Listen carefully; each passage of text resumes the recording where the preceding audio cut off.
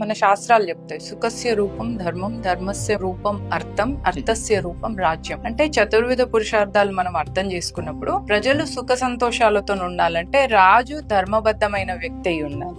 ఆ రాజు నువ్వు ఒకటే నాగరికతకు వారసులై ఉండాలి.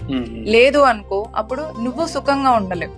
Religion and politics are like two sides of a coin. If you don't understand one, you understand none. Exactly. అంటే మన ధర్మాన్ని నాగరికతను కాపాడుకోవాలి అంటే దానికి వారసుడైన వ్యక్తే కదా మన దేశానికి రాజుగా ఉండాలి. అప్పుడే మనం మన దేశాన్ని, మన నాగరికతను కాపాడుకోగలం. నీకు అసలు నాగరికత పట్ల, దేశం పట్ల, సంస్కృతి సంప్రదాయాల పట్ల వీటిని పక్కన పెట్టేసి ఓన్లీ పొలిటికల్ గా చూస్తా అంటే ఆత్మ లేని శరీరాన్ని ఎట్లయితే శవం అయిపోతుందో, నాగరికతను కాపాడుకోలేని దేశం మత మార్పిడిలోకి వెళ్ళిపోతుంది.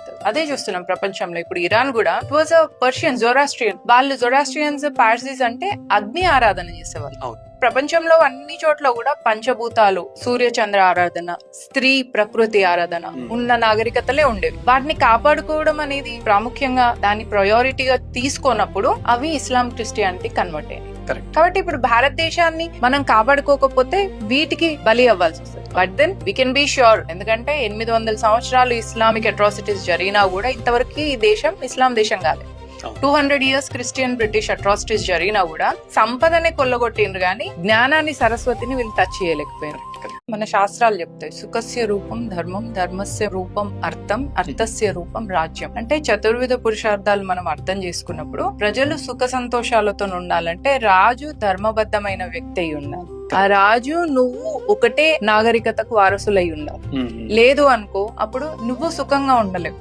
Religion and politics are like two sides of a coin. If you don't understand one, you understand none. Exactly. అంటే మన ధర్మాన్ని, నాగరికతను కాపాడుకోవాలి అంటే దానికి వారసుడైన వ్యక్తే కదా మన దేశానికి రాజుగా ఉండాలి. అప్పుడే మనం మన దేశాన్ని, మన నాగరికతను కాపాడుకోగలం. నీకు అసలు నాగరికత పట్ల, దేశం పట్ల, సంస్కృతి సంప్రదాయాల పట్ల వీటిని పక్కన పెట్టేసి ఓన్లీ పొలిటికల్ గా చూస్తా అంటే ఆత్మ లేని శరీరాన్ని ఎట్లయితే శవం అయిపోతుందో, నాగరికతను కాపాడుకోలేని దేశం మత మార్పిడిలోకి వెళ్ళిపోతుంది. అదే చూస్తున్నాం ప్రపంచంలో. ఇప్పుడు ఇరాన్ కూడా it was a Persian, Zoroastrian. వాళ్ళు జొరాస్ట్రియన్స్, పార్సీస్ అంటే అగ్ని ఆరాధన చేసేవాళ్ళు.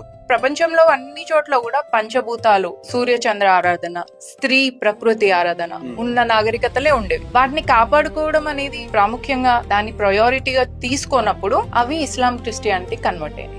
కాబట్టి ఇప్పుడు భారతదేశాన్ని మనం కాపాడుకోకపోతే వీటికి బలి అవ్వాల్సి వస్తుంది. But then we can be sure, ఎందుకంటే 800 సంవత్సరాలు ఇస్లామిక్ అట్రాసిటీస్ జరిగినా కూడా ఇంతవరకు ఈ దేశం ఇస్లాం దేశం కాదు. 200 years క్రిస్టియన్ బ్రిటిష్ అట్రాసిటీస్ జరిగినా కూడా సంపదనే కొల్లగొట్టిండ్రు గానీ జ్ఞానాన్ని, సరస్వతిని వీళ్ళు టచ్ చేయలేకపోయారు.